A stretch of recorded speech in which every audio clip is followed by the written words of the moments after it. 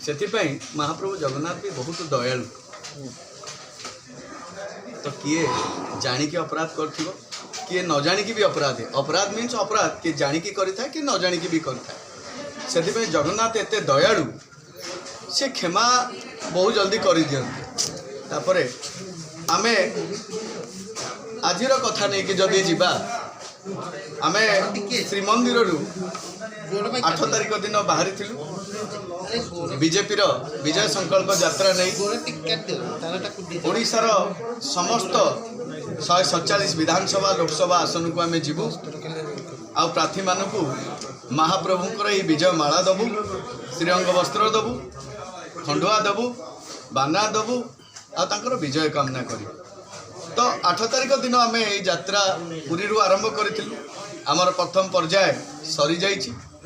आमे पुणी कालीठू यात्रा आरंभ करूँ। आगामी इलेक्शन जो अच्छी से अंचल को आम यात्रा करूँ। जो मैंने एमपी कैंडिडेट अच्छा जो मैंने एमएलए कैंडिडेट अच्छा जगन्नाथ महाप्रभुंकर ये आशीर्वाद आज्ञामाला दबु आ सुनिश्चित विजय हेबे। मोदींकर जो नारा अच्छी 400 पार एटा हम एटा आपण मान सम्मुख आपण माध्यम मु कहूँ आपण देखु 4 तारिख पर रिजल्ट आसीबो।